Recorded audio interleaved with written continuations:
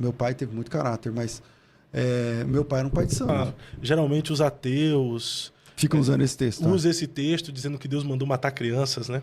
Isso. Aí eles falam meio assim, não dá para entender um Deus que mata criança. É verdade. Além. Pensa num cara que matou o filho queimado num rito de magia negra. Pensa no Brasil, onde... É que não tem como a comparação, mas... Onde acontecem rituais de magia negra dentro das igrejas. Pensa, tá tudo assim. Aí um cara dá um tapa na mesa e fala assim, não é isso. Não é isso que vai acontecer.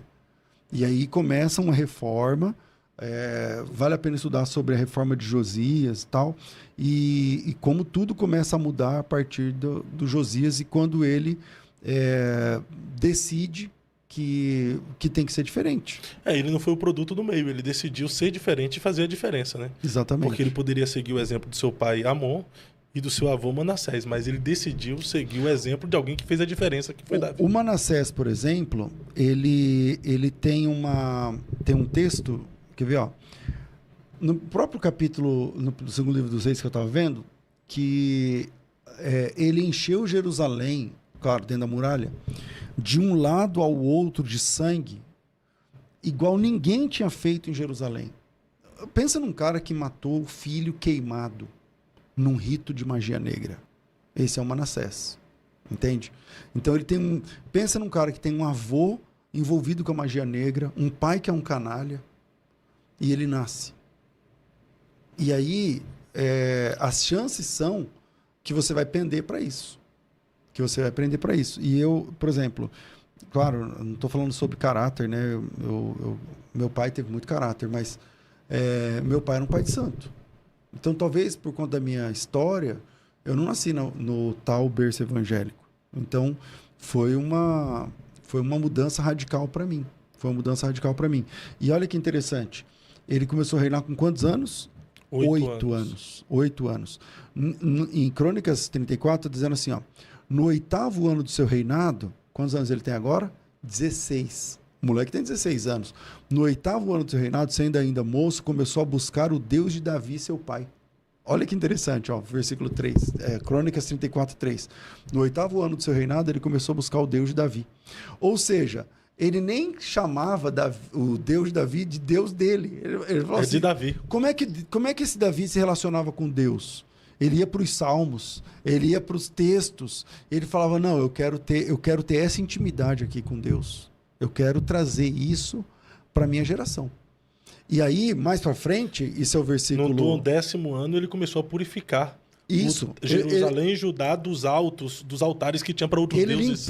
Ele limpou Israel da idolatria. E no versículo 8 já acontece uma mudança interessante. No versículo 8 ele fala, o texto termina falando que ele estava limpando a casa do Senhor, seu Deus. Então, no 18º ano do seu reinado, havendo já purificado a terra e a casa, enviou a Safã, filho de Azalias, a Maazéias, governador da cidade, e a Joá, filho de Joacás, o cronista, para repararem a casa do Senhor, seu Deus. Ele começa como Deus de Davi, entendeu? Ele começa servindo, buscando o Deus de Davi e termina... Ele teve um encontro com esse Deus de Davi e saiu desse encontro chamando esse Deus de Davi de meu Deus. Então, por isso que o texto que eu citei primeiro fala assim, ó, não houve um rei que se convertesse ao Senhor como Josias, e depois dele nunca mais se viu outro rei igual. Esse texto é muito... Lê esse texto. Primeiro Reis, né? Como é que é? Isso, Segundo Reis. Segundo Reis, 23. 25. Antes dele não houve rei que lhe fosse semelhante, que se convertesse ao Senhor de todo o seu coração e de toda a sua alma e de todas as suas forças, segundo toda a lei de Moisés. E depois dele nunca se levantou outro igual. Que forte isso. E o pessoal não prega muito sobre Josias, né? Mas tremendo. A reforma de Josias, o Josias fez... Não sei se você sabe, né? Já parou para lembrar disso ou pensar. Nunca tinha tido Páscoa. É o Josias que traz a Páscoa. Do Moisés para cá, não fez Páscoa.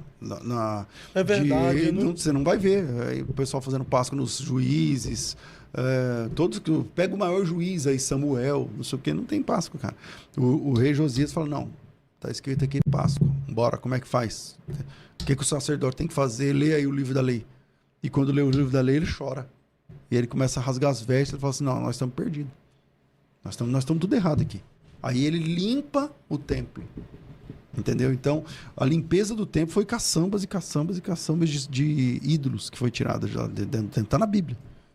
Mas eu nunca tinha parado para pensar na história. Eu já li a história, eu já li a Bíblia toda assim por umas duas vezes.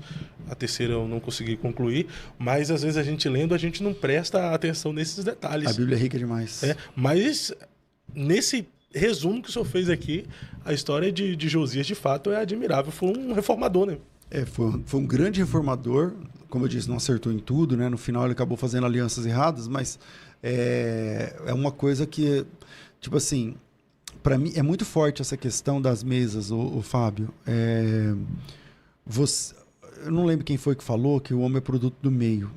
Tá com cara de alguém lá da filosofia, não lembro quem foi.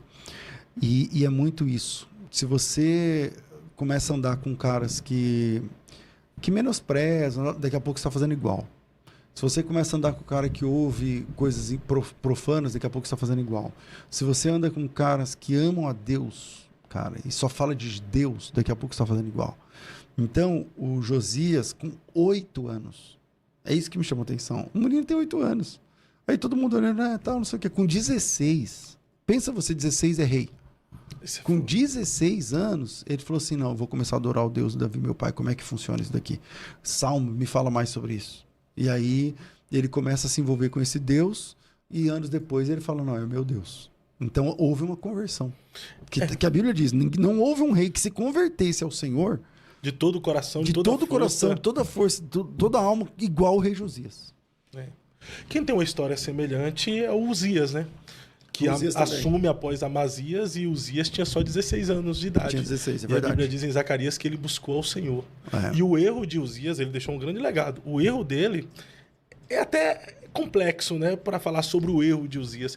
Foi querer oferecer sacrifício ao Senhor dentro do templo. Ou seja, exercer uma função que não era dele, e Deus vai lá e permite uma lepra sobre ele. E havia precedentes, né? Porque você tem o rei Saul. O rei Saul, ele fez isso. O primeiro erro de Saul foi quando ele ofereceu holocaustos antes do Samuel chegar.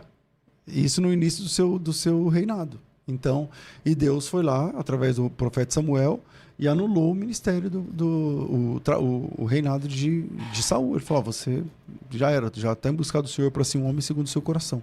O que o Samuel falou para ele. E é interessante que naquele momento o Davi nem tinha nascido. O Samuel tinha mandado ele esperar. Ele falou: fica aqui, eu vou oferecer sacrifícios. Aí esperou Saul 7 dias, eu acho, até o tempo que Samuel determinara. Não vindo, porém, Samuel até Gilgal, o povo começou a se espalhar. Então disse Saul, acho que é isso, né? Trazei-me aqui holocaustos e ofertas pacíficas. E ofereceu holocaustos. Mal havia... Eu não sei que versículo é esse. É o versículo 10. Mal havia acabado de oferecer o holocausto, eis que Samuel lhe saiu ao encontro para o saudar. Então disse Samuel a Saul: que fizeste? Agistes loucamente em não guardar o mandamento que o Senhor teu Deus te ordenara, porque agora, olha isso, porque agora o Senhor teria confirmado seu reinado sobre Israel para sempre. Olha o que está em jogo. Agora o Senhor teria confirmado seu reinado sobre Israel para sempre. Quer dizer, não era Jesus filho de Davi, era Jesus filho de Saul? Meu Deus. Você está vendo o que ele está falando? Mas aqui Porém agora não subsistirá o seu reinado, não sei que versículo está aí, e já tem buscado o Senhor para si um homem segundo o seu coração. Isso é o começo do ministério de Saul. Aqui então disse Samuel a Saul: procedeste neciamente em não guardar o mandamento que o Senhor teu Deus te ordenou, porque pois teria agora o Senhor confirmado o teu reino sobre Israel para sempre. Para sempre. Já agora não subsistirá o teu reino. O Senhor buscou para si um homem que lhe agrada. Que é o homem segundo o coração de Deus, que no texto original fala coração. Que não está aí nessa tradução. Entende? Então... Mas aí também já havia um emaranhado de erros de Saul, né? Ele já tinha desobedecido a Deus. Também, quando Deus havia ordenado para ele entrar naquela cidade e matar tudo e todas as coisas, até os animais, não? Eu acho que aqui não, acho que aqui é a primeira. Foi o primeiro erro dele?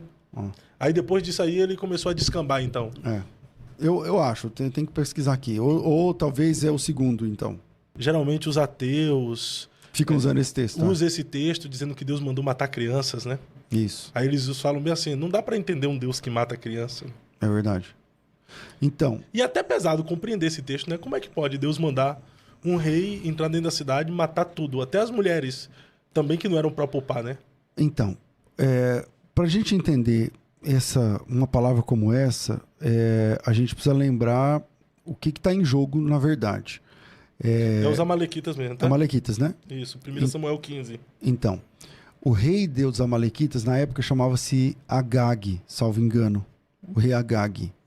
Grava isso. O rei Amaleque é a cidade, é o povo que Deus mandou destruir.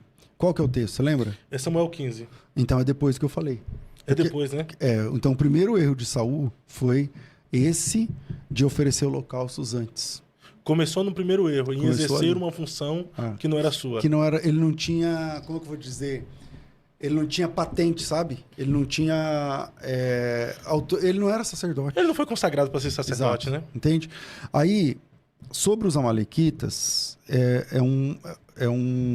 qual que é o texto? Você lembra? 15, 1 Samuel 15. Então disse Samuel a Saul, enviou-me o Senhor a ungir-te rei sobre o seu povo, sobre Israel. Ouve, pois, agora a voz das palavras do Senhor. Assim diz o Senhor, Deus dos exércitos. Para castigar Amaleque, pelo que fez, quando eles estavam no deserto. Agora veja só. Vai, pois, agora e fere a Amaleque e destrói totalmente tudo o que tiver, e não lhe perdoes. Porém, matarás desde o homem até a mulher, desde os meninos até aos de peito, desde os bois até as ovelhas e desde os camelos até os jumentos. Lendo por aqui é muita, vamos humanizar, é muita crueldade de Deus mandar matar as crianças de peito, né? Mas naquele caso... Pensa se você tivesse uma máquina do tempo. Pensa se você tivesse uma máquina do tempo, o DeLorean, lá De Volta para o Futuro, e você conseguisse voltar no tempo, na década de 20, e você encontrar na década de 1910, e você, eu não sei quando foi que nasceu o Hitler, e você encontrar o Hitler criança. Essa é a pergunta que o pessoal faz lá no Vingadores, quando eles querem voltar no tempo. Falei assim, por que a gente não volta lá quando o Thanos é bebê? E resolve. Porque aí resolveria o problema da humanidade. Se você pudesse resolver isso matando Hitler, não seria um grande serviço, ao invés de 6 milhões de judeus, e não só judeus foram perseguidos, mas tem várias outras microetnias, como tipo ciganos e tal, tudo mais. Eu estou falando isso para fazer uma provocação, para responder da seguinte forma, Fábio. Essa pergunta é difícil, esse assunto é complexo. Mas o rei de Amaleque se chamava Agag. E lá no livro de Esther aparece um cara chamado Ramã, séculos depois. Séculos depois. E esse cara, se você ler o livro de Esther, você vai perceber que o Ramã, ele odeia judeus gratuitamente. Por exemplo, ninguém fez nada para ele. Ele não gostava do Mardoqueu, a gente fala Mardoqueu em português, né? Ele não gostava do Mardoqueu, ele não gostava de ninguém que fosse judeu. E ele conseguiu fazer com que o rei desse a ele, com o anel, com o selo do rei, um documento em que em um dia X do mês tal, todo judeu fosse enforcado. Todo judeu, a começar por como a gente fala em português? Mardoqueu. A começar por Mardoqueu, todo judeu tinha que ser enforcado naquele dia, naquela hora, naquele lugar. Aí você fala assim, mas você está fugindo do assunto, eu estou perguntando dos amalequitas. Então, quem é esse cara, Ramã? Ele é amalequita? Ramã, a Bíblia chama ele de Ramã, o Agagita. Só que Agagita não é um povo.